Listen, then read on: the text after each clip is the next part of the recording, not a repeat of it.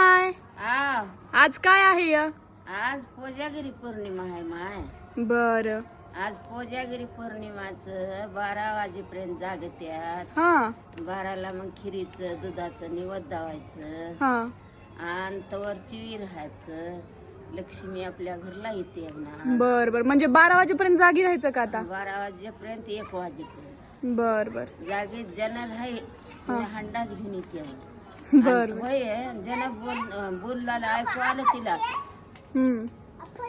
ही म्हणते माहित आहेत माझ्या पैकी त्यांचं तसं. बर बर. म्हणजे आता चंद्राला प्रसाद दाखवायचा आणि मग दूध ठेवायचं का? हा दुधामध्ये चंद्र बघायचा. बर बर असा बघायचा नाही.